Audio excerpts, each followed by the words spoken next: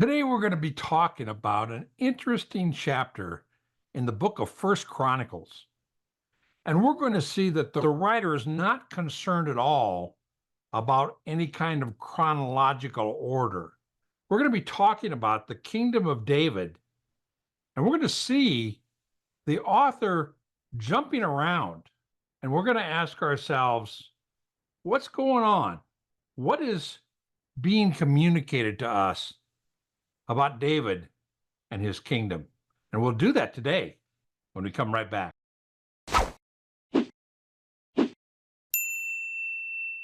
Hi, and welcome to Bible Study with Friends, where our goal is to help you get more impact from your Bible study. I'm here with my friend Kyle Grinstead, and Kyle and I are continuing our study in First Chronicles. And we are really done with the early chapters that's all just genealogies. And I think you and I were talking, we're getting into the good stuff. This is the story of Chronicles that is much more narrative, but it's a narrative with a purpose. And we're going to see that as we go. We're into the section of Chronicles, starting at chapter 10 with the death of Saul.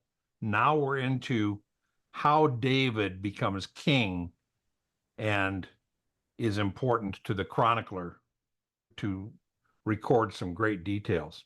Now, one of the things we're going to notice about chapter 11 is that the chronicler, and I think it was Ezra, but anyway, whoever it was that wrote Chronicles was not interested in the story being in chronological order. We saw that in the genealogies of people. He wasn't worried about the chronology. He was worried about the content. And one of the things we see in this chapter, this really introduces David as king of Israel. And that's important because it's through David that we're going to get the line of Messiah, which is one of the focuses of First Chronicles. Okay? Yeah. Now, the other thing that we're going to see with this line of David is there's this coming together of King David and Jerusalem. And that's crucial because the other emphasis we see in First Chronicles is the building of the temple and the rebuilding of Jerusalem as the place of worship for God. Yeah. And Jerusalem becomes his capital city. And we're going to see that today. But one of the things is, again, the chronology is goofy in this because it starts out with he's appointed king. Then it talks about the capture of Jerusalem. And then it talks about Ziglag and his army. And if you look at the historical chronology as recorded in 2 Samuel, we know that when Saul dies, David doesn't just become king right away. There's a period of time where the descendants of Saul are fighting with David. Okay. And there's a period of time in there that David rules from Hebron. Okay? Okay. Not Jerusalem. And what we've got in First Chronicles 11 here is it goes with Saul dies in 10. David is appointed king over all Israel and immediately goes to Jerusalem. That's not the chronology of the historical account. Yeah, skipped over some stuff. The whole episode with Ziklag and his army was before Saul died. The whole thing with Ziklag was when he was an outlaw and Saul was chasing him when Saul was still alive. So he's gonna go Saul to him being king, to Jerusalem, to Ziklag. So it's completely out of order. And we're going to see the reason the chronicler does that and why it's good for the chronicler, but it doesn't make any difference as far as the historical account. Okay? All right. Now, one of the first things I want you to see, the first 3 verses are about David becoming king. I want you to read those. Let's go to that. Just read 1-3. And I want us to notice something as we read, and I'll come back and comment on it. Then all Israel gathered to David at Hebron and said, Behold, we are your bone and your flesh. In times past, even when Saul was king, you were the one who led out and brought in Israel. And the Lord your God said to you, You shall shepherd my people Israel, and you shall be prince over my people Israel. So all the elders of Israel came to the king at Hebron, and David made a covenant with them in Hebron before the Lord, and they anointed David king over Israel, according to the word of the Lord through Samuel. So this mentions that the king, David, is in Hebron, but it doesn't mention that he rules from Hebron for 7.5 years before he goes to Jerusalem. Okay. That's just a historical fact. And a lot of people have said the whole story of David is just a made-up person. There's no historical evidence of him.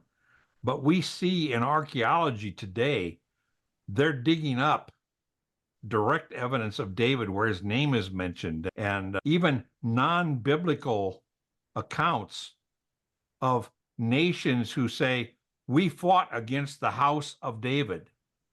Wow. So it's becoming more and more evident that David is a real king. He ruled in Hebron, but our account goes right into him being anointed king. Doesn't mention the whole hassle with Saul's descendants, and David had to handle them. And then he became king and ruled in Hebron, and then becomes king of the whole nation. Now, one of the things that I want us to notice about those 3 verses, again, we've said that it's not in chronological order, but if we notice, I've underlined in brown 3 phrases. In verse 2, we see a phrase. Do you see that underlined? Yeah, the Lord your God said to you, You shall shepherd my people Israel. Okay, so Israel comes to David and they say, we want you to be king because the Lord your God said, you shall be shepherd over my people Israel. Then in verse 3, he's got 2 phrases. One is he makes a covenant with them, and I'm going to talk about that in a second. But it says he made a covenant with them before the Lord, and they anointed David king over Israel according to the word of the Lord through Samuel. And the record of that is in 2 Samuel chapter 5, where David becomes king and is anointed king over all. So we see here that these 3 phrases, and if you say, okay, what is the chronicler trying to get across with going from Saul directly to King David? And one of the things we see in these phrases is he is really showing that David's kingship was not created by man. It wasn't like Saul, where Saul is basically elected. No, David is king because God chooses him to be king, and God anoints him as king and sets him up as king. Yeah. Because if we're talking, the line of David is important to people coming out of the exile. We want to assure these people that the Messiah is going to come through the line of David, and David started that line of Messiah miraculously. Okay? Yeah. They know that David was the king, but he is reiterating and emphasizing the Lord's part in making him king. Okay. And how from day one he was there because God said, I want him to be there. God said that through Samuel, and he said that through the circumstances. So as far as Ezra is concerned, is I'm going to go from Saul's death directly into him being king, divinely appointed. Okay? I don't care about all the other details.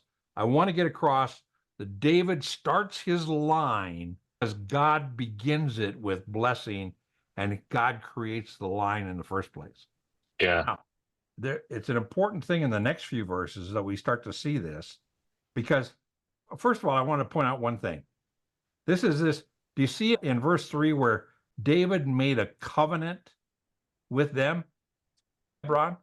Now that's part of David's asking God to bless his kingship, right?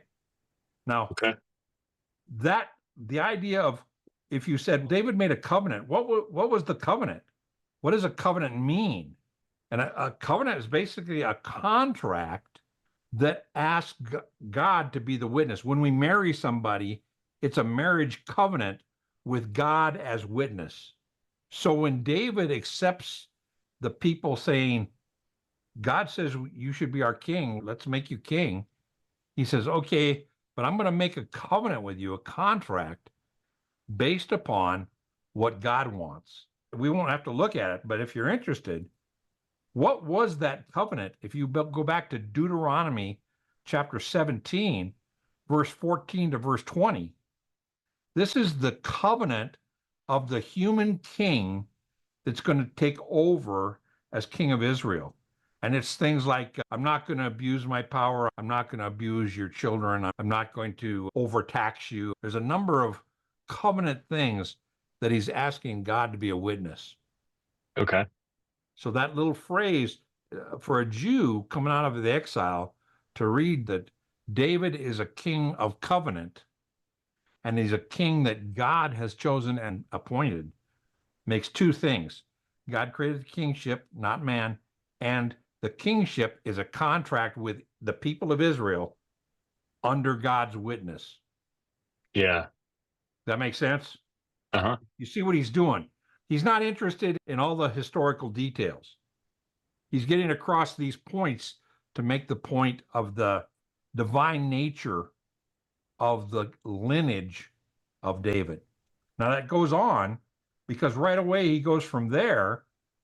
If you go down to verse 4 to verse 9 and read this, this is about the conquest of Jerusalem. Now, this isn't right away. He's been king for 7.5 years by this point, but the chronicler doesn't care. This is all about Jerusalem. So it goes, verse 4, right after he's king, then David and all Israel went to Jerusalem. And let me stop and ask a question when we're reading this. Why did he move from Hebron to Jerusalem or to Jesu and then have to rename it? Why? What's the significance? I'm not sure. Why go to Jerusalem? Jerusalem wasn't even Jerusalem yet. Yeah. Okay. Now, Jerusalem is important for Israel because Salem, where the city now is, it used to be called, before it was Jebus, it was Salem. Okay. And Salem is where Melchizedek lived and was the priest who was the example of the Messiah coming. We see that in the book of Hebrews, that Melchizedek, we don't know anything about his parents, where he came from, or anything about his death. As far as we know, he was a priest king forever, like somebody else we know, right? Yeah. And he lived in Salem on Mount Moriah. And that's where Abraham offered Isaac on the mountain, remember? That's in Jerusalem. Wow. Okay. There's all kinds of geographic, scriptural events that happened that were spiritually important for Israel in Jerusalem. Okay. And we know from looking into the future, from our perspective, we know that God has got a plan for Jerusalem. That's where he's going to have his house built. And all through the book of Deuteronomy, when they're wandering in the wilderness, God says, I'm leading you until we get into the land, and in the land, I will choose the place. And that term, the place, is used over and over again in Deuteronomy.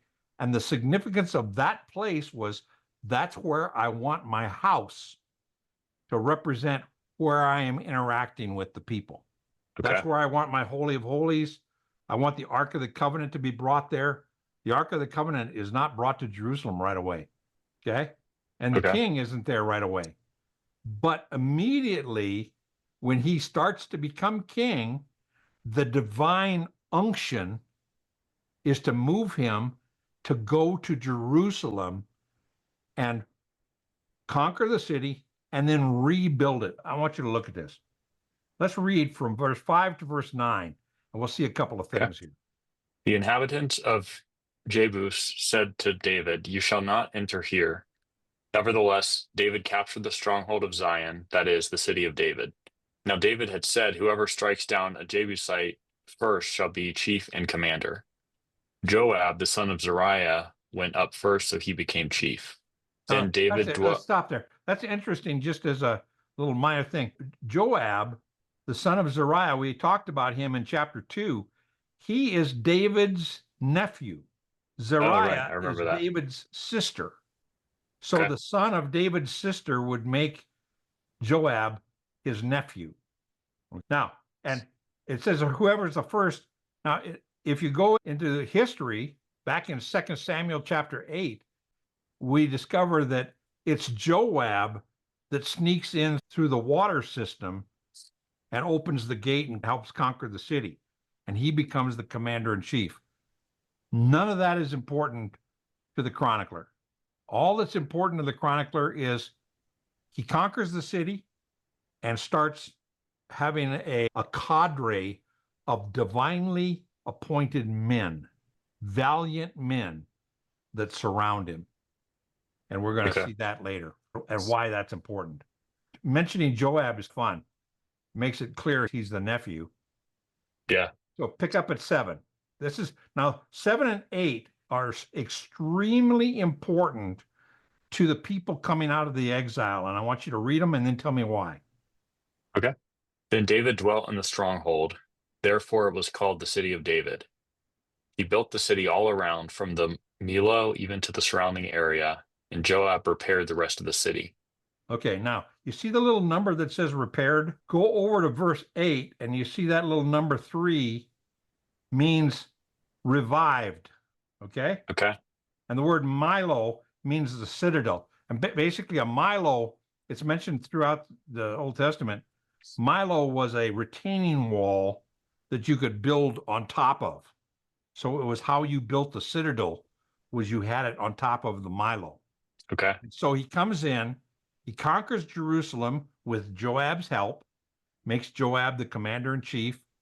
And then he says, okay, I'm going to revive the city. Look what he says again in verse 8. It says, he built the city all around, meaning the walls, from the Milo even to the surrounding area. And Joab revived, that's what that means. Joab revived the rest of the city. Now, why would that be important in First Chronicles? Yes, that's kind of the situation that they're in, right? The city's been destroyed, and so they have to revive it in some sense. Exactly right. They're going back to God's holy city and they're going to rebuild and revive God's holy city that he put under judgment because of their faithlessness. Now they're coming out. They're going to rebuild the city.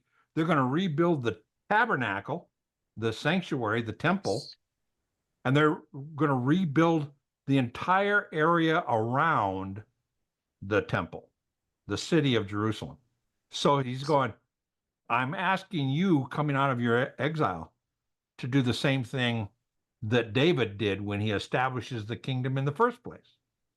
Yeah. Interesting thing. So rebuilding is part of God's plan for the city and the temple. And we see Chronicles is interested in the Messiah line through David and interested in the priesthood and reestablishing worship in the temple. Yep. So you see that coming together there. Yeah, that's cool. Now we go down and David became greater and greater. And then we see this other little comment, because the Lord of hosts was with him. That is, again, a divine nod to David. And this is where we get the city of David. And it's, by the way, if you watch YouTube and watch biblical archaeology, right now in Jerusalem, they are archaeologically excavating the city of David. And they're finding things that say, this is from the city of David. So that term, city of David, is not a made up term. It's there in the Bible and it's in archaeology and it's in Jerusalem today. The city of David is being excavated. That's cool. Kind of interesting. Now, Lastly, I want to go over here very quickly. The rest of these verses, I'm not going to have you read them because they can get namey. Okay. Now, but I wanted to see in 9, it talks about the Lord of hosts was with David. And in 10, it says again, these are the heads of the mighty men whom David had, who gave him strong support in his kingdom, together with all of Israel, to make him king according to the word of the Lord concerning Israel. So you can see again this phrase that reiterates God is the one who is not only creating the line of David and the city of Jerusalem, but even the mighty men who are going to help David do it. Do you see that? Yeah. Now, then it goes into these constitute the list of the mighty men, verse 11, whom David had. Joshabean, and the other one is Eleazar, and there's a third one that's not even mentioned here, and that is Shammah, and he's mentioned in 2 Samuel 23:11 as one of the three. Now, one of the things we see here, just as an observation, we see the structure of David's army, and the structure of it is in 30s. And in the 30s, there is, out of 30 valiant men, it would be like 30 colonels, there are 3 generals. Okay. Now there's a commander in chief who's Joab, but then there's 3 mighty men, and it talks about the 3. If you look down here in verse 12, who was one of the 3 mighty men. So you get the commander in chief, you get 3 generals, then you get 30 colonels. Then there's another group of 3 that's named later in the chapter. And he says, these were the other 3. Now, these guys were warriors in David's army. And it says these guys were not the 3. This was the second rank of 3. Okay. And then it talks, and they were part of the 30. So there was the commander in chief, 3 colonels, 30 of the elites. And then underneath that, there were 3 more guys. These would be maybe lieutenants or something. And then there was a group of 30 that those 3 guys were part of. And we see them show up when there's an interesting little section here that says David was in Ziklag. So it jumped. Now we're before he even goes into Jerusalem. He's with his mighty men that God is bringing around him. And he says, oh, I wish I had a drink of water from the well in Jerusalem. And these 3 guys sneak into the city and steal him a jug of water and really risk their lives to do it, just to serve David. And when David gets there, he says, I can't drink that. You guys risked your life. And he pours it out. Now, what that is, when he pours the drink out instead of drinking it, that is a drink offering that we see in the book of Deuteronomy and in the book of Leviticus, where you took and offered a drink to the Lord by pouring it out. So David basically says, I shouldn't drink this. I'm going to offer this to the Lord because I want to honor the fact that he's given me men that are willing to serve me even to a whim. Yeah. It says he was craving the water from Jerusalem. Oh, okay. I'm going to risk my life and go get him some water. Very interesting. Yeah. We see the structure of the mighty men. And there's one other little section that I want to point out. And the mighty men are mentioned. And there's one of the guys that's a mighty man is the armor bearer for Joab. He carries Joab's weapons basically in battle. And he's the armor bearer. But then starting at verse 42 down to 47, you see an interesting thing. Adinah, the son of Shiza, the Reubenite. Now, do you see that? A chief of the Reubenites, and 30 with him. And basically what this is, there is another group of 30 soldiers in the army that are not Jews. Okay. They've been mixed, and they have their own company in the mighty men of David. Oh, interesting. And you can read through that and say, okay, some of the mighty men, especially the generals, they became generals because they did these feats that were miraculous. One guy kills an Egyptian who was 7.5 feet tall. Wow. And he had a spear that was as big as a weaver's beam, which was the thing that went back and forth when they wove. And it was 4 inches around. It was his spear was like that. And the guy who does that, kills him, becomes David's bodyguard. And that's all recorded in the group of valiant men that God surrounds the king with. Said God is going to create the king, his line, and he's going to create the people who support him in creating the kingdom of Israel. That's cool. This valiant men that it talks about. Now, the reason it goes into all these names of all the valiant men, son of so and so, son of so, it goes into that whole thing.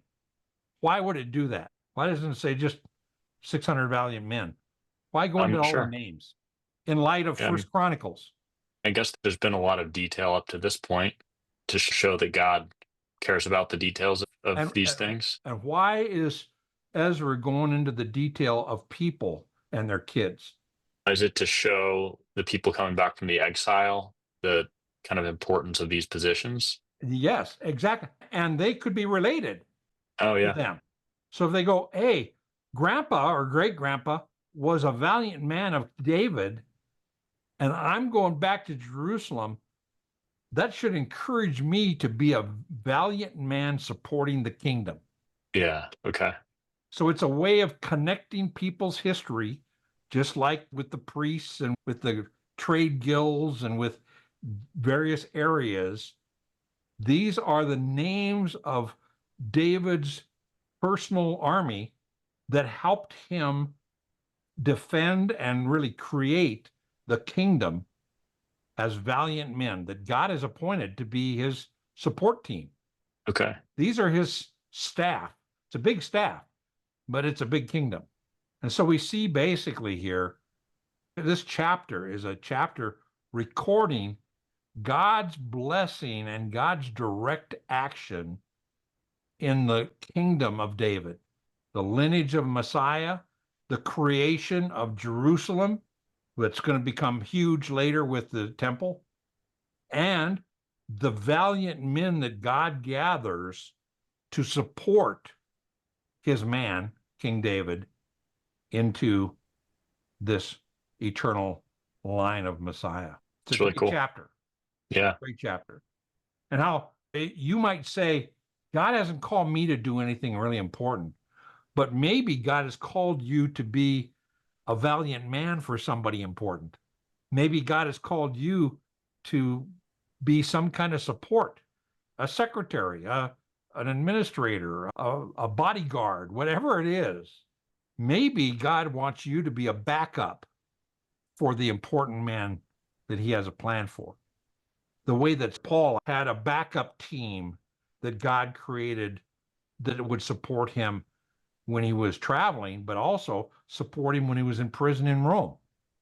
And people that came and ministered to him. Maybe that's what we're called to be. Yeah. A lot of us don't have the talent to be the guy the Lord has, but we can look around and say, where is a man of God that I can support in our church? How can I support my pastor? Maybe it's vacuuming the church. Maybe it's changing light bulbs, whatever it is. I can be a valiant man of my church. Yeah. Great lesson. We've been talking about David's kingdom and the blessings on David's kingdom. I want to recommend a video to you. It's called God's Kingdom Blessings. Are you ready? It's out of the book of Isaiah, chapter 25. And I think you'll enjoy it. And if you do, hit the subscribe button and the like button. And listen, we're going to continue our study in First Chronicles next week with more details on David's kingdom. Until then, God bless you.